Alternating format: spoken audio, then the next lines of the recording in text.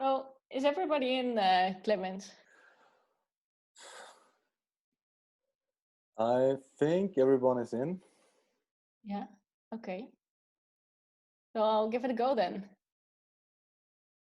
So guys, welcome. Today is the 5th of June, and we were supposed to be at the Cinegear in LA. Well, that never happened. And we were supposed to host a party, which didn't happen. And because we'll block this date in our agenda, we figured maybe we should do a little get together online. And well, we figured what's to do. And we thought an interview with the legends. So here we are with Chad and Tony, father and son, who have been doing over 300 productions together, and I think even more, but we don't know. Tony, I have been looking at your IMDb, and it's quite long, and there are some things that I wonder. It has a lot of sci-fi and some superheroes, and it also has got some Clint Eastwood productions. So is this a coincidence, or can you tell me a little more about it? On the sci-fi or the Clint Eastwood? Clint Eastwood? Clint Eastwood, please. Yes. Yeah, I first one I worked with him on was just an additional camera was on Firefox. And then years later, I got a call from Jack to work on a movie called Bird. So Bird was actually the first movie I worked with Clint. And coincidentally, it was when the Primos first came out. And Jack wanted to shoot those wide open. And so it was a challenge. Shooting 192 almost the whole time with a lot of night work interiors. And it was very dark lighting. I realized in the test that I had to do something really different on focusing. I tried focusing, what I saw would be, you know, to the eye, but we had no playback. I had no video assist. So I realized after the first, run of dailies that I had to really choose to focus wisely by only focusing on highlights, because that's the only thing that looks sharp. The rim, on rim focus, whatever with the highlights rim the person, I really had to subjectively shift the focus a little to what I saw was really lit in the scene. So it was challenging, but it was fun. It was fun. It worked out well. I got to tell you, the first day of dailies, I looked at it. I just started to turn to Jack, and I said, "Hey, can you think you could?" I was going to say to him, "Print it up." And I heard Clint step over me and said, "Jack, can we print that down a little more?" I was shocked, but he wanted it even darker. So this was the beginning then of your of you guys working together. Yes. Not only was it the beginning, it changed the way I did focus because I did lay marks. I started to lay marks the first day on the set. Clint said to me, he actually stuck to my fingers, and he said, I looked up and it was Clint, and he said to me, "What are you doing?"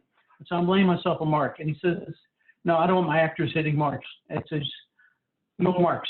So I had to actually, from that point on, use visual distance, eye-hand coordination to what I thought, and I had to learn quickly. I ran the tape out during a rehearsal and never laid a mark down, and then sort of took marks off of set pieces, props, and went from there. Well, that's quite amazing then, because there was also no rangefinder in that time. I'm assuming there was nothing, no cinetape. Yeah, I did. I heard of a thing called a Panatape. I had not used it. I didn't use it actually until after Unforgiven. It was so challenging on Unforgiven. Clint would put the actor's eye line so close to the camera, I could hardly see the lens. And I had said, "Boy, this is the last time I really was fighting to see the lens full of focus." And so I thought I needed some help. I thought I'd try that Panatape after that movie. And how did you like it? It was good. It was useful. It was very helpful. It's still, I don't rely on it 100% because if you keep looking at the marks and the pen tape, working wide open, if the actor moved, you could be out of focus so quickly. So. Yeah, that's very true. And Chad, hi. I've also been looking at your IMDb. I hope you don't mind. And I saw some similarities in your pages. So you guys have been working together, I think. What was it like? It was pretty phenomenal. I don't think it's fairly rare to, go to work with your father and watch him do his thing all day long and being able to learn from that. Watch how other people, react to him and respect him and his command on set. And this also back in the day when I think the first AC had a little more clout on set. Before that reason, no pen tapes, no monitors, no video playback. If the first AC didn't get their job done properly, then everybody had to sit around and wait. Didn't matter if the actor was good or not. Yeah. Different time. And so what was the first production that you guys went on together? I think officially as a union loader, I think Ty Cobb. Was that the first one? Yeah, I think so. Ron Sheldon directed it, and I just lost the name of the DP. Russell Boyd. Russ Bob. That Tommy Lee Jones. Tommy Lee Jones liked to play with my dad. He would, do one of those things where you'd pull the tape out, and then he would, watch you as you did it, and then, after the take was yelled cut, he'd look at my dad and be like, "I did a little something different on that. Did you notice that?" He liked to play games. Well, I think we all know that from actors, that they like to play games with us by not hitting their mark, or, well, they're tricking us. And since you've been working together, Tony, is there something actually that you learned from your son during this? Yeah. No, it's. I learned that he knows more than I do. Than you think. He was really quick to pick up on computers, PCs. I can tell you on Waterworld, the dark room we had over in Hawaii was big. I was there for a month prep before. So we had a huge dark room, and all of a sudden I started seeing all these shipments of computer pieces and stuff coming in. Turns out he was teaching the office staff how to run their computers. He was really savvy on computers, and everything was coming there, and he was actually opening them up and teaching them how to use it. And it actually worked in his advantage. On Contact, Nick Phillips invented the Libre head, and he was the Libre head tech on Contact, and he realized Chad was really savvy with the computer. He started teaching him the Libre head, and then it wasn't too long into the movie that there was a job up in Canada. He stole Chad from me, and he sent him up to do 13 Warriors. Was that it, Chad?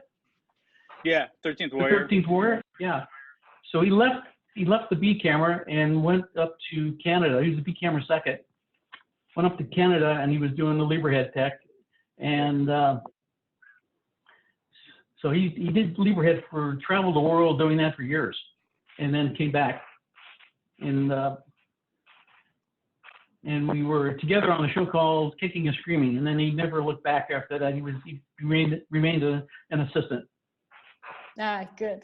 That's something to be proud of then, huh? As a father. Yeah. At least I would be very proud. I'm sorry. I realized that we actually pull focus the same way.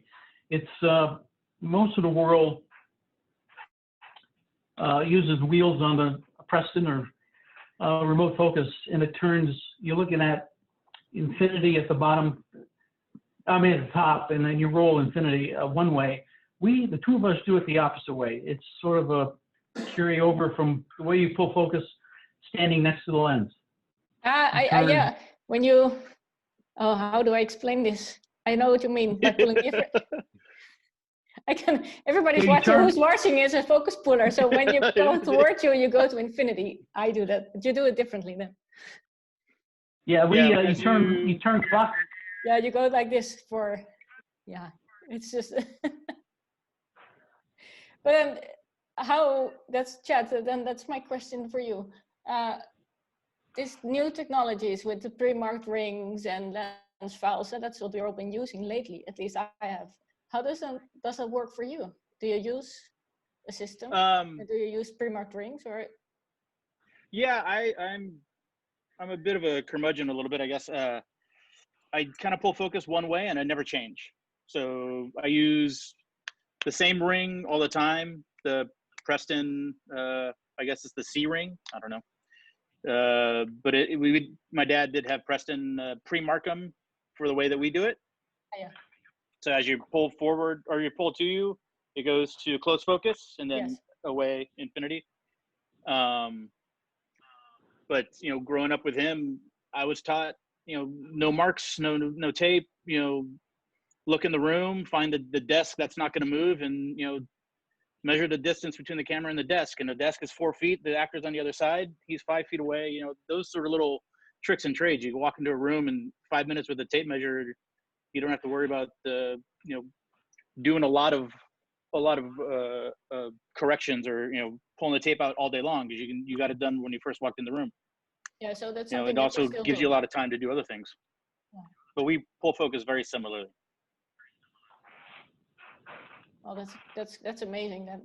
And do you use a rangefinder? Because I'm just curious. I have a Cinetape. I like the Cinetape. I can't say that I don't use a monitor, because I do, but I don't have the monitor set up. I don't use a 14 or 13-inch monitor. I have a little 5-inch monitor that I attach to my handset.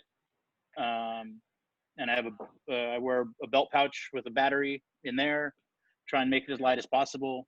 So I can walk, Sense 8, and, these jobs that I end up doing for some reason are always a lot of handheld, a lot of Steadicam.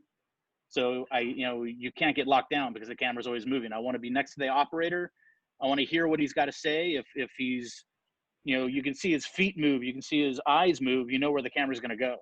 You can try and stay ahead of him. You can watch the actor's feet, the actor's hips.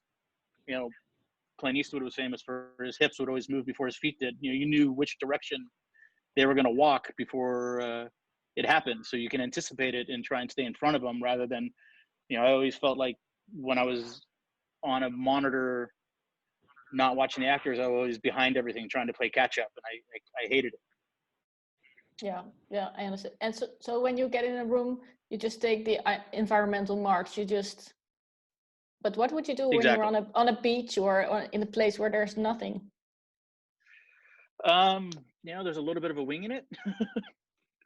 But we also, the Cinetapes and the rangefinder things help. They give you an estimate. Like my dad said, it's not something I rely on, but it's also nice to know, like, if I think the distance is 6 feet, I look down, my Cinetape says 5'8". Okay, great. I was close. I'm right, within a couple inches, but I can make that correction. I'm not making a correction from 8 to 6 feet. I'm making a correction from 6 foot to 5'10", which is much easier. You can dial it in real quick. Yeah. Those kind of things. But you can, depending on what the set is, if you're just in an unbelievably open space, then I'm pulling my tape measure out all the time, and I'm, watching where the actor or the camera is compared to where the actor is a lot. Yeah. I have a very different question actually for you guys, and it's maybe a little bit more serious. It's the situation that we've all been in, where you're in bed after a shooting day, and you think, I could have died today because of the situation that happened on the set. Did it happen to either one of you where you think this was something very dangerous? Something happened and I just went with the flow, and it was, did something like that happened? I think every day there are stunts that go crazy and wild. That you're talking about dangerous work like that, doing stunt work. Yeah. You shouldn't have really risked your life. Yeah. Yeah, there's a lot of things that, you do because that's your job. You just clam up, but there's been times where I've actually said, I can't do a second take like this. I mean, there was one time on Sun Chasers where they actually had the actor drive the car and also try to release a stunt, breaking the windshield. And we found ourselves flying off the road, and the car was going sideways, and I'm looking at the dirt, and I was blinded by all the dirt coming in the window. I had contacts on, and I couldn't see. And I told the director, and I said, we got to lock the camera off. We can't do this again. So we can't. We had a DP and myself in the back seat looking over the shoulder. It was too dangerous. So I just said, it's a lock off. And that was it. And yeah, there's times you get scared. I mean, it's doing crazy things in helicopters. It's, you're lucky you made it through that day, you know? Yeah, I think we've all everybody has a story, which is not similar to this, at least I hope not, but where they risked some of their lives for a movie, which is, well, it happened, and we're all still here. And you're mentioning the Sun Chasers. I would like to ask Chad something about it, and I have just one word, which is, you're already laughing. So you know what I'm like. It's probably the most famous story from that show. Although I was the first, it was a 35-day show, and I was the first of the 52 people to get fired in 35 days. And on which? Okay, so tell me more. But why? It was the very first day of shooting. We were in downtown LA, I think Watts, Compton area. Had some issues with certain equipment and actors, and we couldn't shoot the park scene that was scheduled to shoot. And so we were doing handheld in the back of a car, and they were kind of stealing these shots that were not permitted to be doing. You know, the DP and the director and my dad are handheld in the back of a wagon, you know, doing car-to-car work. This was 1991 or 1992, somewhere around there. And they come back from shooting, you know, it's handheld, so they're 400-foot mags, and they have to reload every single take. And we're also going to do a lens change. So I have the mag in one hand and the lens in the next hand. And somehow, while my dad and I were trying to switch the mags, the exposed mag fell out of my hands and hit the ground, and the door popped. So we, you know, essentially flashed exposed mag, you know, and I jumped on it, covered it up, took it to the dark room. And of course, my dad at this point is like looking at the producer and looking at the director, and the DP saw it. Like, okay, well, we got to tell the director we just flashed the mag, and we got to reload, you know, reshoot what he just saw. And the producer, I mean, my dad could probably correct me if I'm wrong, but the producer looked at him and said, well, he doesn't look at dailies. Don't worry about it. Don't say anything. And my pop was like, oh, I can't. So I said to the UPM, the producer, actually, I said, I have to tell him. He said to me, I'm telling you, don't say a word.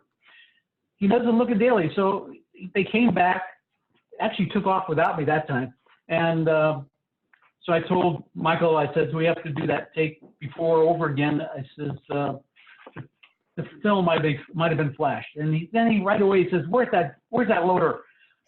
I want to fire him right now. Where's he at? I said, he's gone. I've already sent him home. And he looked at me like he half believed me, but he hadn't met anybody yet on the set. It was like the first setup. And so right away they get in the car again and take off. So the producer says to me, I told you, you shouldn't have said anything. And he says, did he meet Chad? I says, no. Well, tell him you fired him. You hired somebody else to be here tomorrow. So just keep Chad in the dark room. Don't say a word. So that's what we did. Chad, you finish up what you did. No, I did. I hung out in the dark room for, 2 or 3 days, and like a week later, I came out on set, and the DP made a joke about it. Well, we fired the other loader, and he hired his son. This is his son, Chad. He's the new loader. Took over the job. And I think I had long hair like I did now, but I had a big goatee. Shaved my goatee. Came back a couple days later. I'm the new guy. Everybody on set knew. You can see like the director would give me looks every once in a while, but Never said a word about it. Did the whole show. Good. That's an amazing story. That's but I think all focus pullers who have been loaders, we have all at a certain point we've all flashed something. We all have this story. So there's nothing to be ashamed of anyway. No, yeah. And it's a good story, I have to say. And you still got the job, so that's good. Yeah. And I'm wondering, gentlemen, when I'm focus pulling, and sometimes it's just it's hard. It's 100 mil on 1.3, and it's just actually impossible to do the focus when it's a push in or whatever. Do you ever experience something similar, and asking for an extra stop to make it possible or to get the shot? Did you ever did that? Oh yes, it's better to speak up, explain yourself. If you give them a good reason why, they'll do it. You know, it's you don't want to seem like you can't do your job, but you got to explain to them. It's with the speed of the dolly and it's almost an impossible shot. You need some help. So just it stands to reason to ask for that. Yeah, it's common. Do you have a situation where you did that? Oh yeah, I can't think of one offhand. But yeah, it's definitely. Well, even on the. When you did Stars fell on Henrietta. Yeah, I came on that show. I really replaced two other assistants. I was working on G.I. Jane with Ridley Scott, and that was anamorphic. So I had anamorphic lenses with me, and Clint was producing a movie in Texas. Bruce Surtees was the DP, and he shoots wide open. And so I left the show a week. I got there a week after I told him I could be there in a week, and I said, "Can I bring my lenses?" And he said, "Yeah." It says, "Just be here." And so we did. It was night work. The first shot was a retake with Robert Duvall, and we with a long dolly moved in to a close-up with a 75 Primo, and so he said, so we got in, I pulled the tape out, measured it, and he looks at me, he looks me over, and he says, "Are you going to keep it in focus?" So we laughed about it, and I said, "Yeah, we got all night."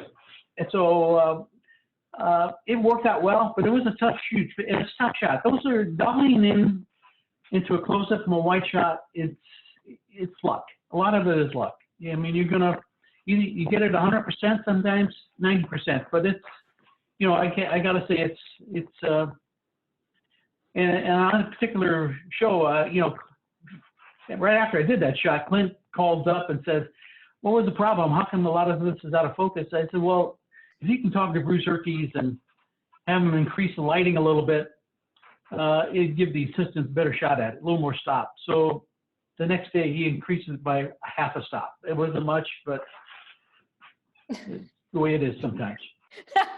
Yeah, well, at least it's something, half a stop. Yeah, I would have to say it's difficult. But do you find it, because I sometimes find it difficult to speak up and just ask for it, because I feel like I'm failing maybe a little bit if I can't keep it in focus. Yeah, I think I find it a little bit difficult to ask for. No, you just remind me of something that happened to me on Starman, where John Carpenter wanted to do this fight sequence with the Steadicam, moving around really quick, and it was before the Panavision's remote focus, or before we had the Preston. I think it's Leit's focus system was really slow, and moving anamorphic lenses, it was really tough. And sometimes you had to hook up two motors to drive that anamorphic lens. So after a couple of takes, I realized I'm way behind, I'm late. And so I called cut in the middle of the take, and John looked at me and says, "What's the problem?" I said, "We can't do this with the Steadicam. We got to get off the Steadicam. This has got to be, we have to go handheld. It's the only way I can focus these fast focus moves, doing it handheld. I need my hand on a focus the remote system's way too slow. And he says, okay, we'll do that. So as long as you give him a good enough reason for it, he understood and we did it. Yeah, a good enough reason. That's sometimes it's hard to persuade the DP by saying it's just hard. What you're asking for me is difficult. Sometimes, sometimes they need to acknowledge that what they're asking is a little bit too hard for us. At least, sometimes it's for me. No, it is. It's very tough to step up to the DP and say, look, the job I just did defending Jacob or just came out. It was anamorphic, 8K DXL. A lot of Steadicam, a lot of those close-ups are diopters. So marks don't mean anything at that point, and he's trying to shoot wide open. Like, I'm sorry, but a 1.3 or a 2.6 out on 135 with diopters where you're pushing into 2 feet, like, you got to give me a little more stop. If that's the look you want, then we got to find a compromise, because we're going to sit here all day trying to get this shot, and we got another 7 pages to shoot. So at some point the DP does need to step up and say, it's his job. Part of his responsibility is to give his crew the tools to get the job done properly. And if he's not willing to do it, then at some point it's not my fault that it's soft. It's the DP needs to acknowledge that he has to help his crew get the job done, or her, whoever the DP would be at that point. But do you feel then that you're a team, or you're actually, because we're called assistant? Exactly. But how do you feel on that? Are you like a team where you advise the DOP, like, okay, maybe we should just? For me personally, oh yeah, definitely. I've been very, very lucky, knock on wood. Most of the DPs that I've worked with have felt that way. From very early on with conversations about cameras and lenses, and very rarely have I been in situations with a DP who just tells me to shut up and do my job. It's a collaboration, and that's one thing I love about this business. If the people you're working for aren't willing to collaborate with you, even directors on focus, because again, that defending Jacob job I just did, lots of focus racks following dialogue. If the director isn't going to be upfront and articulate with when the timing should be and what his choice is, what he wants to happen, you're just going to be chasing tails all day long and not be able to work properly. So the team aspect has to be there from the very beginning. I agree. I just want to add. I want to add one thing. It's just it's best to speak up, because it's only a moment on the set that it becomes embarrassing, and to say something and speak up and say you need another shot. But once in dailies, that out of focus lasts forever. So it's best to speak up and just be humble about it before it can't be corrected. No, and that's maybe but how I feel about it. The hard thing on the job is that everybody can see your mistake. No one will talk about how amazing it was in focus, but everybody always talks about how shit the out of focus was, and that makes it very visible and very tough sometimes. I don't know how you feel about this, but no, but it's never a good feeling when like you say, behind the monitor, everybody's seeing what you're doing, what's going on, and all of a sudden somebody's screaming soft, or cut, that's not right. It's never a good feeling. All eyes on you. We've all been there. And you were saying when you're doing focus pulling in dialogues, that's just my personal question. Do you have something like a script when you're pulling focus and you have to follow the dialogue? How do you work it? Always. I will actually engage with the actors a lot more when I'm doing that, because I want to know what their timing is. And I'll have conversations with them about it. If hopefully the actors are open to having that conversation. But I will always have the sides or the dialogue in front of me, so I can, and I'll put different pencils or markers. I like yellow grease pencils, but so I know after a certain word, I need to rack or this, or depending on how the actor is going to play it, do I want to leave a beat before I go away from his eyes? Is there a word that he needs to emphasize, and I want to let that play for a beat and then pull away from him. You know, there's you know, which goes back into like, you want to involve the actor and the operator in your focus choice a little bit, you know, going back to that team aspect you were just talking about. But I always have the dialogue, the sides in front of me while I'm doing that. Yeah, so basically focus pulling is also telling a story then, because you make the choice about where the emotion, because you can choose to stay on the actor or the back or whatever, to make a story, to tell the story. Yeah, exactly. Which goes back to what I was saying earlier about the director. You know, you want to, you know, luckily when I did Defending Jacob, I had a great director, Morton Tilden, who was very open to have those conversations. And he was very willing to let me play a little bit and find something. But once he found something he liked, or I did something he liked, he was very adamant, like, do that again, stay with that timing, do this. But, you know, you got to have, you know, the gumption to actually make that first step and start those conversations with the director. Don't wait for him to tell you you're doing something wrong or messing up. You know, how do you, you know, just, I got the dialogue in my hand. Where do you want me to, you know, you want to be on this actor here, or you want to be out on that actor there, you know? Yeah. Yeah. And I'd like to add one thing. Sometimes you forget in the middle of a take where your focus move should be going. And I've told this to Chad, and I said, just keep an eye on the boom man, because he's your best friend. He's gonna move that mic. I know this. Yeah, I know. Yeah. When you have the dialogue and you just have to watch the mic where it is. Yeah, this is he'll tip you off where you're gonna be next. So it's yeah, you got it. You know what to do. You just have to hope there are no two boom operators, because then you're kind of in the dark. But yeah, it's great. Yeah, I love this trick. And Chad, so there's a series that you've done, Sense8, which I really enjoyed. And I was also a little jealous because you've been traveling around the world. What I'm not jealous about is that you've been traveling around the world with all the gear. What is it that you do well, in a prep or during shooting with all this stuff?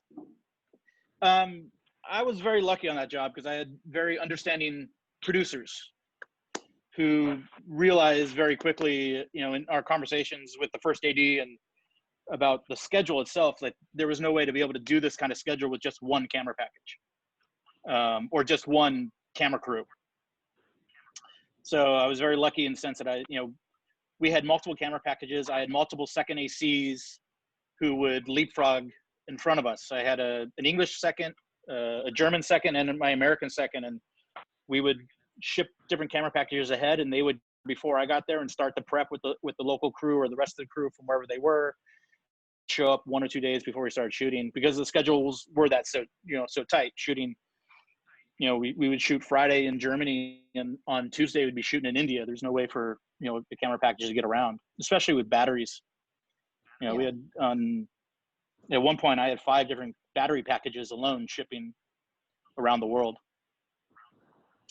But I got lucky with understanding producers who knew that for us to do the schedule that they had, we had to have multiple camera packages, multiple assistants, leapfrogging all over the world, and we would show up, a day or two ahead of time and shoot it. The DIT had 3 identical carts that he would ship with camera packages. God, that's amazing. And amazing that it's possible. Yeah.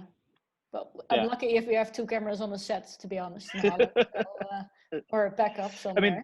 I had about 9 cases that I traveled with myself, and had to deal with the carnets in and out every time I left, which, slates and things that I didn't want to get multiples of, some lenses and things like that. So that was a pain in the butt, because every time I entered a new country, I'd have to go to Carnet and get everything inspected, looked at, get the paperwork signed, go through that. But for the most part, we leapfrogged around the world. I have to say, I prepared some questions, and I have one for Tony, because you've been working on The Social Network with Dave Fincher, and at least I know him from Seven and Mindhunter, and he's pretty amazing. And to me, it feels like he has been prepping like he's been thinking about every shot, very detailed. But I'm just curious how your experience was with working with him. Well, I enjoyed working with him. He's really amazing individual. He's bright. He seems out amazingly well. Except he's really controlling. He doesn't like a lot of people on the set, and he had, to a point where he was actually telling me how to do the focus. And I said, okay, I'll do what you want. And so, you know, it was one take. I'm constantly on this person. I know I should have shifted the focus a couple of times in that scene. So I said, oh, okay, this is going to be, I don't know how he's going to cut around this. So we did that a couple of times, and I know he's going to do 18 takes, 20 takes. So I said, I'm going to do it what I thought would be the best way to do it.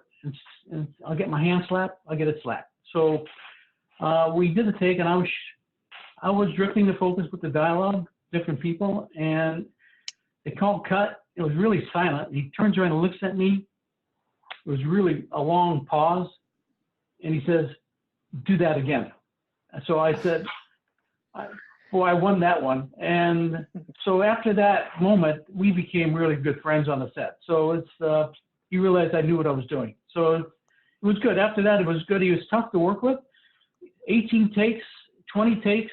I mean, it's hard to be enthusiastic, but he watches everybody's personality, expression on the set, even the crew. And he wants everybody to look enthused as he is. So you got to be really careful not to give the wrong impression, but I like him. It's maybe a little bit what I thought of him, being very in control, but yeah, that's what the movies look like, actually, how I feel. Yeah.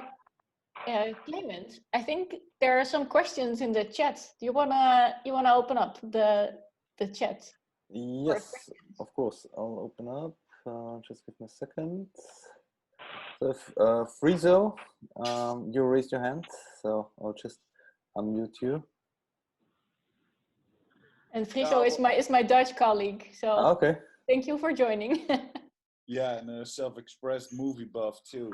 I was thinking, are you guys movie buffs, and do you think that it makes your job easier as a camera technician, being part of the storytelling, as you just explained, the example with David Fincher? You know what you're doing. Does it have to do with a love for movies?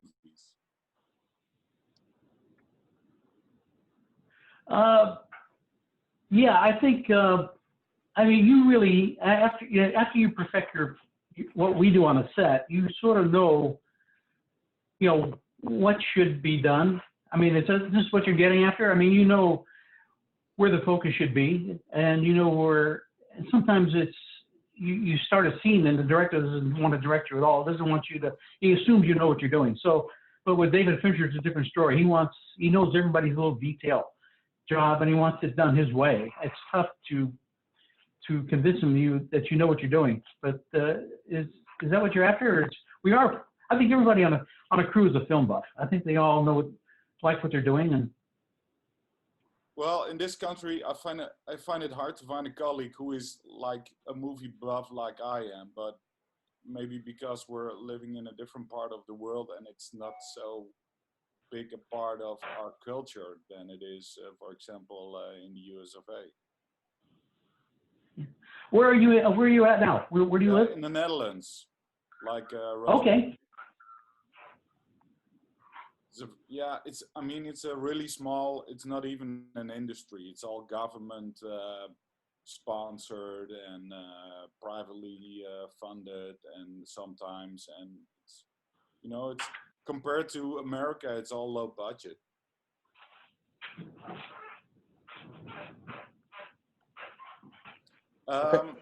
Talking about directors and DOPs, I have another question. Any crazy situations with certain directors or actors where you think, well, this was the most fun or the worst job I ever did?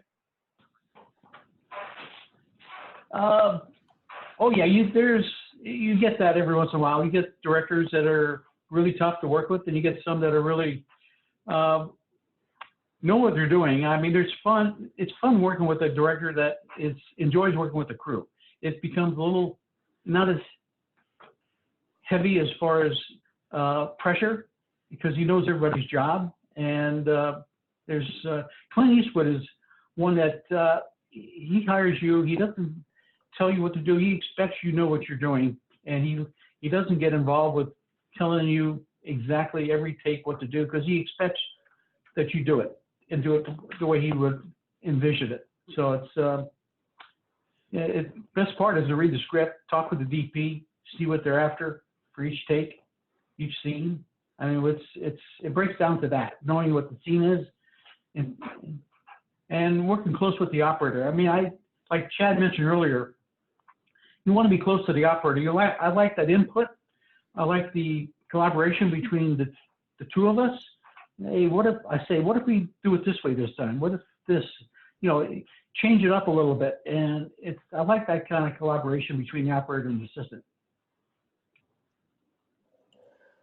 All right, I have another question from, is this okay for you, Frieza? Okay, perfect. I do have another question from James. I mean, you can ask directly, so that's why we're doing it through Zoom, but anyway. Have either of you ever had a DP ask you to pull focus in a way that feels unnatural to you? For example, in a way that draws attention to the focus pulling?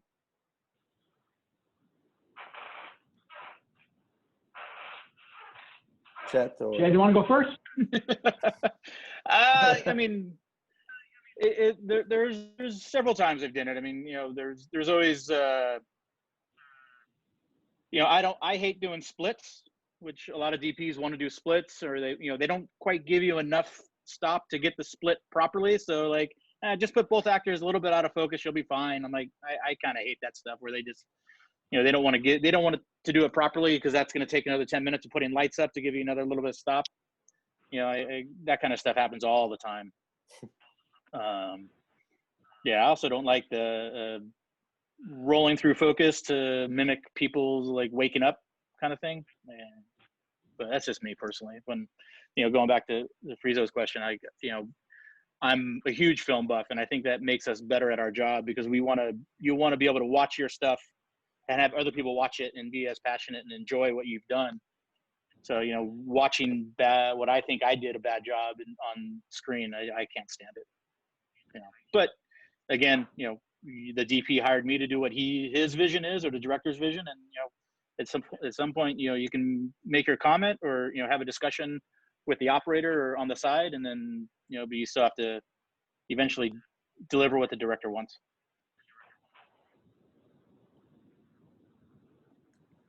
Yeah, Tony, anything to add? Yeah, no, it's true. I like doing things where it's purposely out of focus. Let the dialogue take over for a moment. It's interesting. You see a lot of that in European movie making, not so much here, but a little more artsy. But yeah, it doesn't bother me. I understand what they're after. It's more on the dialogue than the actor's performance. Okay. So Andrew, I will unmute you so you can. Hey, Andrew. Hey, just a real quick question. I know for me, I personally have always realized that I've learned so much of what I do better is always from mistakes. I would be curious to hear from you guys, like a time where you guys were on set, made a mistake, but it was something that you were forever grateful for, something you learned from that, obviously was something that carried over for the rest of your careers.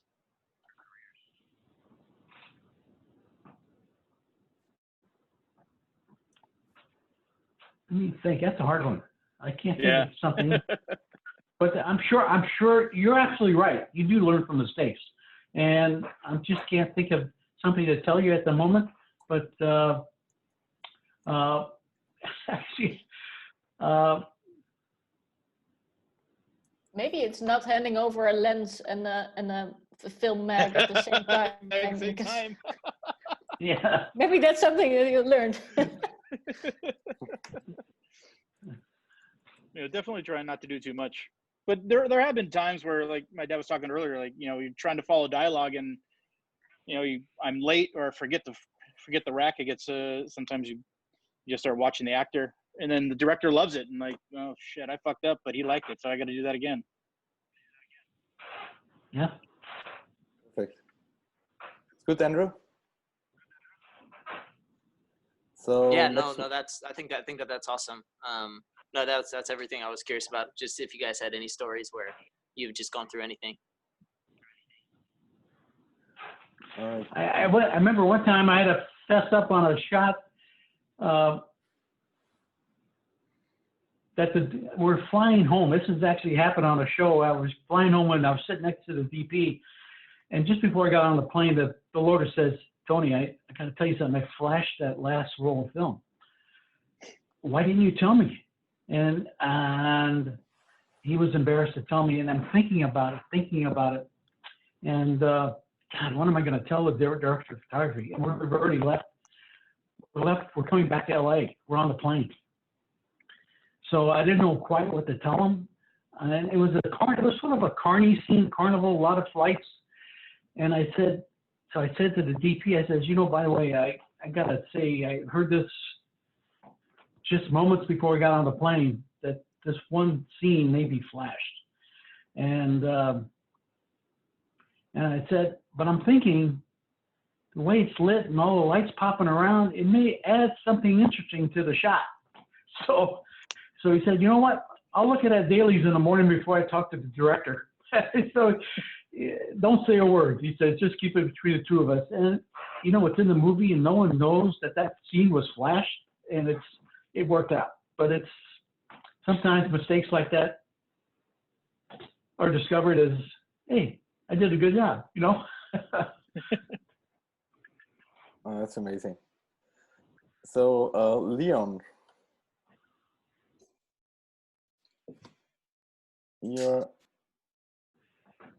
Hi guys, can you hear me? Yes. Yeah. Tony, Chad, how are you guys? I don't know if you guys might want to talk about your relationships with script supervisors, especially after doing a shot that the director might have a circle take, and that you may have buzzed something that you want to let the script supervisor know so that there's no surprise in dailies, or that even if a director or a DP may say, it's okay if it goes out of focus a little bit, keep it in there, and that, maybe the script supervisor may not have that noted, that you want the script supervisor to know, so that when dailies come around, that no one's surprised to say, well, that was intentional, or at least I told them that I know that I needed another take. I'll honestly say I do that all the time. I think the relationship between a first and the scripty is so important for that exact reason. You want to make sure that all those little nuances of what you talked about on set with the DP and the director get put into the notes and editorial, and the producers know that, like you say, there was a buzz on that shot, or there was a buzz in this take, or that buzz is intentional, and nobody should freak out when they see that it was out of focus. Like, the scripty needs to be on board and willing to put all that stuff in the paperwork, so nobody gets fired for the wrong reasons. No, I agree with Chad. It's so important to be, speak with your script gal and be close to her, to that person, as far as knowing when, if there's a slight buzz, give her that information. She'll put it in there. The editors know it. They note it. And sometimes I've even been blamed for something being out of focus by the director. I saw it on a monitor, only because he wanted another take. So the script would come over to me, was that out of focus? No, it's good. He just wants another take. So it's something, it's true. You have to be really, really informative to the script person. Let them know exactly what's good, what's not good, and the editors appreciate that as well. That way they can bypass takes that have those notes and look at another take for something that's usable. Great. Yeah, I've actually told scripties to print takes that the director said that he didn't want, knowing that, you know, the focus is better on this take, even though maybe the actor's a little better on some other take, but, you know, print that one too. They can look at it. Maybe they won't use any of it. Maybe they'll just use a part of it. Gotcha. Can I ask something? And what just popped in my head about what Tony said, that sometimes they want another take and they say it's out of focus, but it really wasn't. Do you have like a deal with your operator or with your DOP, like where he just, I don't know, winks at you and then you know that it was good, but actually he needs another take but doesn't dare to say it? Do you have that kind of agreement? Well, yes, it happens more than people think. It does happen. You know, directors, they know that they have a difficult actor that doesn't like to do multiple takes. I've taken the heat for something out of focus only because the director sees in that actor he's not there yet for him. He wants to piss off that actor so he gets the performance he wants. So sometimes, you know, I've been scolded at, but only because I knew that, yeah, the director really wanted another take. He knew the actor wasn't giving his best performance. But that's the team effort, maybe. You're taking one for the team. That's how exactly. how I would see it. Sorry, yeah, I never take it personal. You laugh it off. You say, yeah, I can do better. Just come up with an answer that doesn't offend anybody. You said, yeah, I can do better on that one.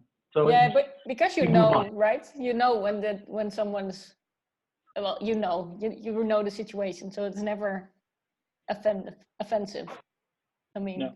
Yeah. I have an agreement with my DOP, and I can see it on his face. It was out of focus. It wasn't. But let's do another one. Sorry for the interruption. There are some other questions. Okay, yeah. I mean, so please just raise your hands. It's easier to, if I don't need to watch the chat and coordinate who is speaking. But I got a question from Becky Lee. What's the best bit of advice you've ever received or always pass on to other SCs?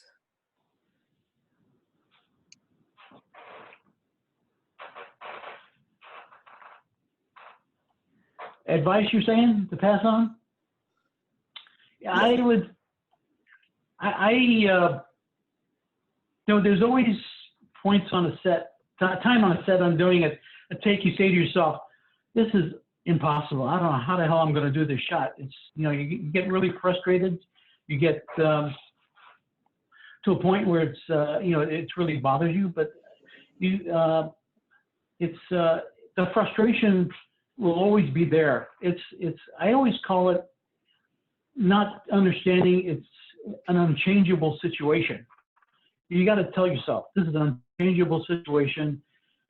I can do the shot. Just wait it out. By the time the director rehearses, you do a couple of rehearsals, what you thought was going to be an impossible situation becomes a walk in the park. You just have to don't get frustrated. Don't get too annoyed that you're not going to be able to do the shot.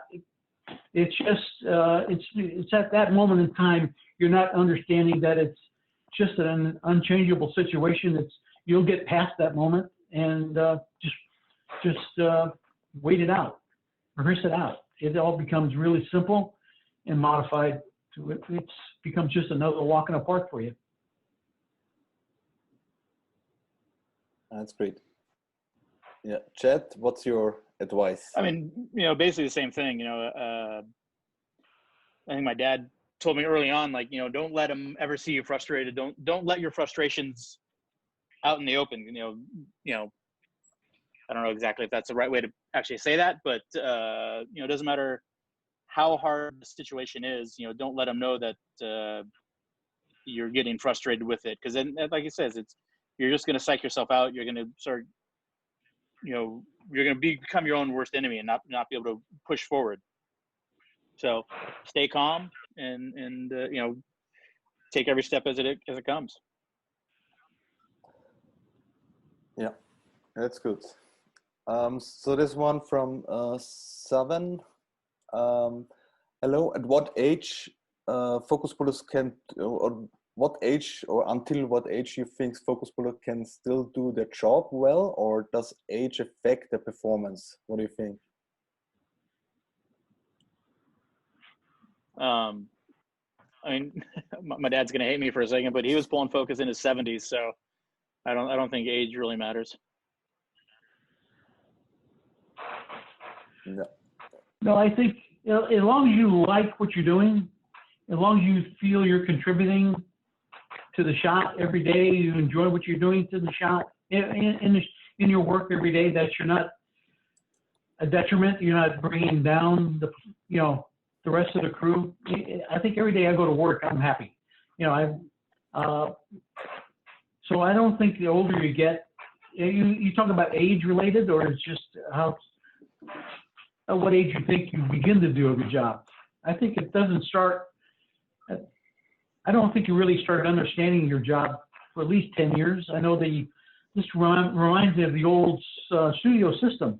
You were always at one classification for 10 years before you even were allowed to go up to the next classification. So there was a reason for it back then. I think but some people learn quicker now. You shouldn't hold people back if they really excel fast. So yeah, I think it depends on the individual. Perfect.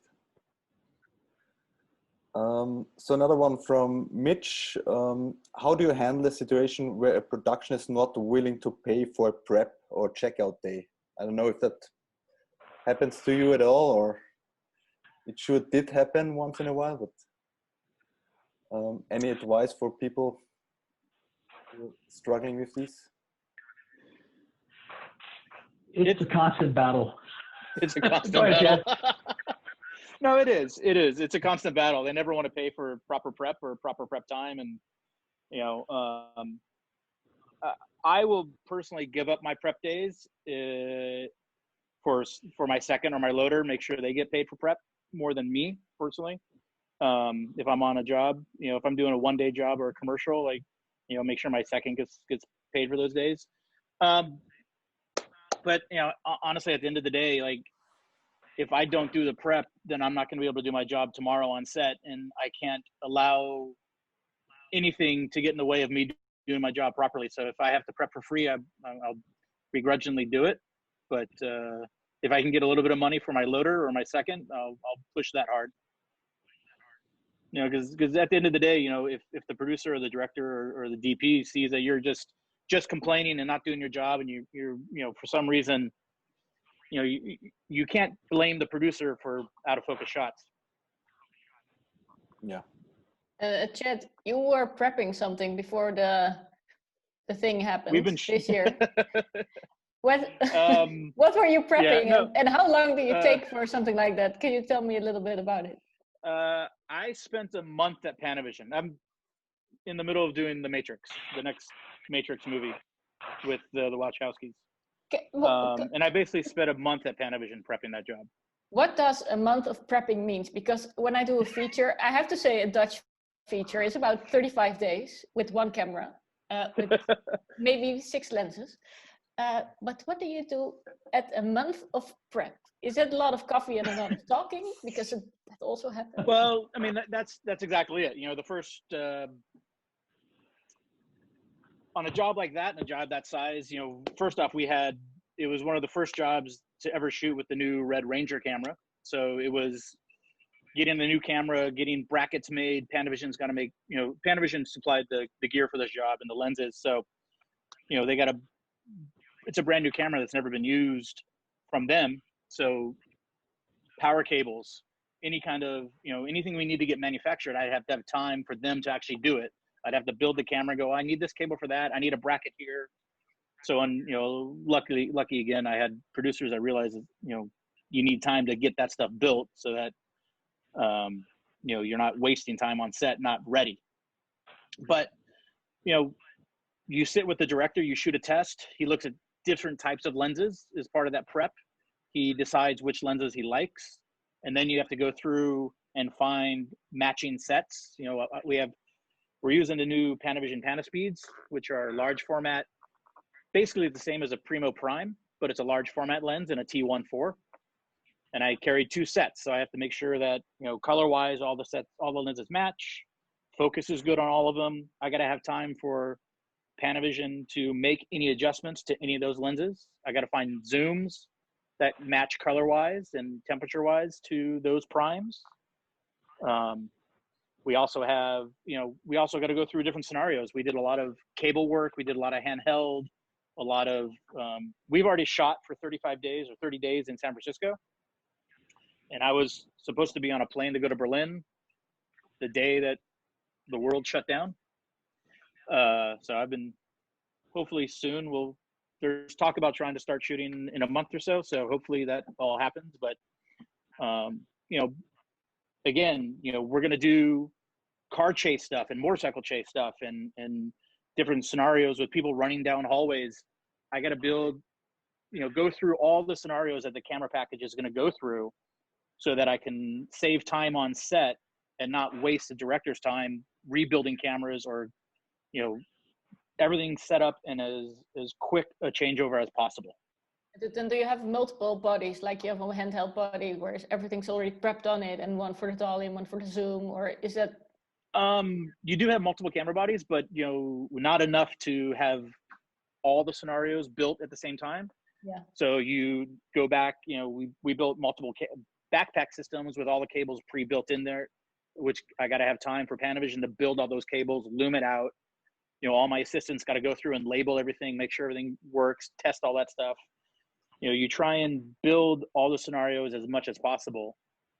You know, we jumped around Steadicam, crane work. You know, and that's the prep time is basically that. And then you also have to build in, you know, time for the DP to shoot tests, if that's going to be part of it.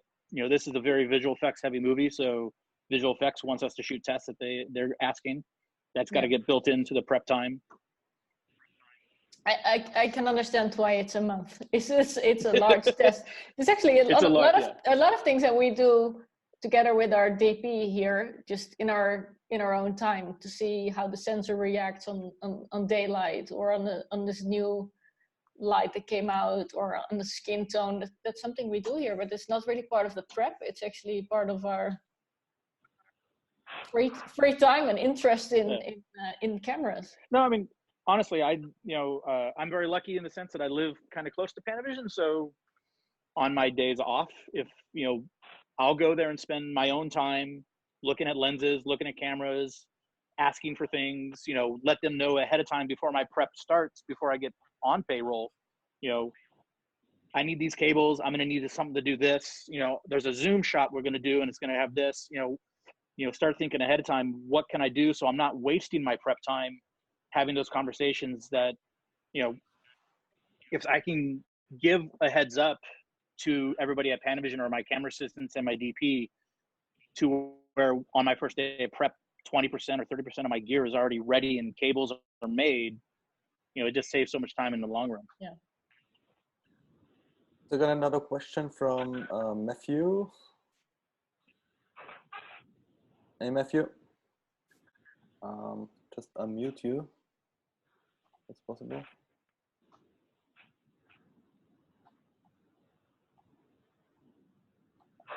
No. Can I make a suggestion? Yes. Oh. Yeah. There we go. The prep is so important. This is something I've done over the years, is that, you know, by the time, sometimes the assistant doesn't prep until just weeks before you start shooting. And those budgets that they have been, they're like 2 years old. They work with, UPMs are working with budgets that are a couple of years old. So by the time you get to your prep with the camera gear, which is like 2 weeks from shooting, there's been so many budget changes in months before that there's hardly anything left for camera by the time you start your prep. So once the DP gets hired, I've always asked him, let me give you a quote, get a quote from the rental house to give production, like 2 months in advance. So they have a more proper quote and can put that amount in the budget what it really is an actual camera quote 2 months before the show starts, not just 2 weeks before the show starts, because when it's 2 weeks before the show starts, the budget's been grabbed apart, taken apart by makeup, by wardrobe, by construction. There's nothing left for camera. So if you can get to the UPM 2 months in advance or a month in advance, and give him a more accurate quote and tell him this is what we really need, more than likely he'll avoid taking any money from your department. He'll find it somewhere else. That's a great tip. Yeah. So Matthews, hey, now it works. Yeah, hi. Can you hear me now? Yes. Okay, good. Hi, Tony. Matt Gomer. Good to see you again. Hey, Matt. Good. Hi. I was curious to ask you, with the advent of digital technology years ago, was there a point where you felt pressure to, as much as you wanted to keep your hand on the knob, close to the lens, close to the operator, was there a point where you just felt like, because the way that I mean, I think we'd all agree that with the advent of digital, the way that we work on the set has changed somewhat for the better, somewhat for the worse than it was with sort of the protocols that were in place with shooting on film. Was there a point where you just said, I just, the way that we're working now, I have to do it on the Preston? Did that ever happen for you? No, well, I've always used the Preston. I've used the Preston, wisely. Well, let me tell you, when digital first began, most GPs weren't ready for the way it's done now. It's sitting at a Preston, sitting at a monitor. That wasn't even thought about for a long time. So, like one of the first shows was Click, and then the first show out on location was Apocalypto. And Chad can tell you, the DP did not want any monitors around 17 inches. He wanted to move it like film. There wasn't going to be the time to set up a monitor and take the time to get the focus. It's all run and gun, So I would say for the first 5 years after digital, it was pretty much done the same way as film, and then things started changing. More handheld, less dolly work, more Steadicam. So everything was on the fly. So you were forced to sit. You couldn't even get near the camera. There was so much handheld and so many people on the set. There wasn't any room for the assistants. So we were kind of forced off the set. You follow what I'm saying? Now you see it now. I mean, assistants are sitting in another room, and so that didn't evolve until recently. But in the very beginning, it was pretty much done like film. It was thought of the same way. DPs didn't want to take the time to have digital done the way they thought digital should be done. But it eventually, it's something now. But I still find myself, I just retired just a few years ago, but I found myself still, until I retired, still standing by the camera as often as I could. When I had to go to a monitor, I did. I didn't reject it. I used it as another tool to get the shot. So it's just, you have to learn to do both. You have to know when to go to the 17-inch and when to stay on a set. I prefer to stay on a set because you see when the actors move. And on Sully, that was shot large format, IMAX, 65, and it was, the depth of field was so thin. It was, I wanted to see when that actor made moved an inch. So I stayed on the set as often as I could. But yeah, it's something that it's accepted now. There's a big screen next to the assistant, and it's the way things are. Yeah. Yeah. I will say I've never seen Chad leave the room where the camera is to pull focus. Oh yeah. For you that don't know, Matt is my second AC. So Matt is he and I go back years. We've been working together 5 years now, I guess. He's been my second. About 5 years now, yeah. Were you also on the prep then for the upcoming show? Yes. And because Chad said assistants, so I was curious. I have a second and an intern. That's basically the camera department. What did you mean by assistant? So you have your second. So who else? Everybody in the camera department will get a couple of days prep, pretty much. So the DIT, my A second, my loader, and the DIT, the four of us did the entire month. Okay, so okay. Sorry, I'm forgetting the DIT. And then like the B camera crew would come in and they did 2 weeks.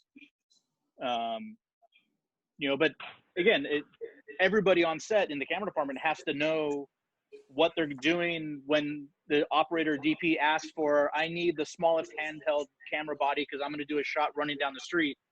Okay, I need to get it done in 8-10 minutes so we can get to the operator and he can rehearse. The DP's got to light it, be able to see what's going on. So you can't spend an hour trying to switch cameras over. So everybody in the department needs to be part of the prep so that when you need to get things done, it gets done as fast as possible. Yeah, we wait for sound, not for camera department. Exactly. Yeah. But also goes back to being a first. If I take too long building the camera, I've now screwed myself because I don't have time to get marks. I don't have time to see the rehearsal that the operator, what's going to happen. If I'm on 100 mil, I want the camera in position and see what the actor is going to do, see where the camera is going to be, what the operator is going to do. The more time I spend at the cart, the less time I spend on set, preparing for the shot. So then do you feel there's a difference between the term focus puller and first AC? As in my opinion, the first AC runs the show, or actually that runs the camera department, and a focus puller is just the focus person. Sometimes I don't want to sound mean or anything, but there's a slight difference between people who pull focus and there's first ACs who have their stuff together. Well, it's one of the things I like about having the same second all the time. Matt and I have a collaboration on set. When it comes to where the carts are going to be and pushing things around, Matt kind of deals with that stuff. I don't deal with that sort of stuff on set. I deal more with what are we doing tomorrow? What kind of gear do I need tomorrow or on Monday or next week? Is this stuff scheduled? When it comes to being on the schedule of the shot for the day that I'm shooting, I let my second run the set a little bit more. It also frees me up to be next to the operator and talk to the operator about the shot and the camera gear and what are we doing here. I don't want to worry about is the loader doing his job? Is the utility pushing the cable, setting up the tear decks? That the second can take care of all that stuff. I want to be on set next to my operator and the DP, figuring out what we're doing. So there is a little bit of I'm just a focus puller on the day. Yeah. But I'm also running the department, so I'm worried about did all the gear get properly ordered or is everything showing up and working for what I need on Monday? And that's where I use my loader a lot more for what's going on in the future. They make the phone calls to I'll make phone calls to Panavision and the producers, but they'll do all the follow-up with transportation and everybody and make sure that everything I ordered is done properly and on its way and everything is scheduled, to the way it should be done. Yeah, I see Matthew nodding, so he confirms your story.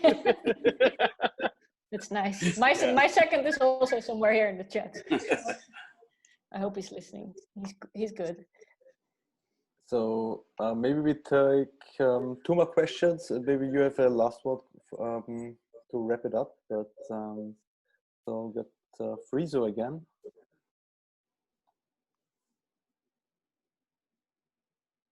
I have to unmute. Yeah. Okay. I can't help but laughing sometimes, not at you, but because of the huge contrast in the scope of the job you guys are doing and the job Roosmarijn and myself are doing in the Netherlands. It's a country of 18 million people. It's very small. I think our biggest movie production had a budget of around 50 million or 60 million euros, so around $18 million, 1/8. That's big. That's a big budget production for this small country. So we most movie productions, nowadays are like, to put it in perspective, are like comedies or family movies or romantic comedies mostly, and they are budgeted around $5 million, and we get like 26 to 28 shooting days. That's the average. Dutch production. It's really uncomparable to what you guys are doing, just to put it in perspective. But like I said earlier, I'm a movie buff, and I watch all those behind the scenes stuff on the Blu-rays, and I know how things are done on the other side of the pond. And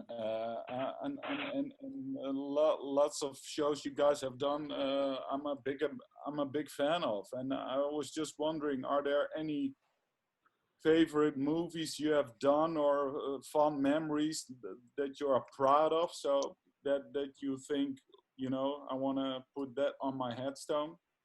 Any stories?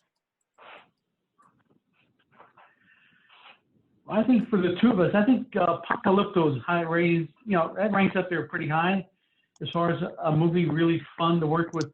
Mel Gibson is a wonderful director. It's amazing. I don't know if the behind the scenes can tell you how hard he worked on it. But he was like the hardest working guy on the set, and so much fun to work with. That's one of. How about you, Chad? Which one ranks high for you? I mean, Apocalypto's definitely up there.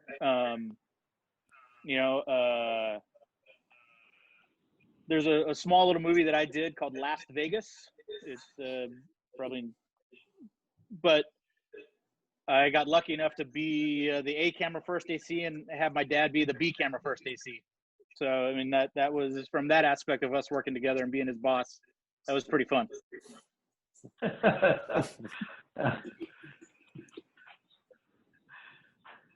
But I mean, I don't know if there's a lot of movies. Sense8 was pretty amazing. I mean, it's kind of hard to pin it down to just one or two. I think I've been pretty fortunate. So if that movie wins like any award, you know, and the whole world gets to see it, does it make you feel more proud of what you're doing? Or doesn't really matter? Is it always like the circumstances on the set and your colleagues that you feel good about? I think one film I really enjoyed working with, and it was so it just hit me really close, was the Hidden Figures, working about the early days of NASA. That was so much fun to work on. Great director, the actors were so fantastic. It's just, and the story itself was just wonderful to work with. You know. Love that movie. Hey, by the way, do you know Carl Lindy? No. He's in. Okay. He worked with. He's in. Okay. All right.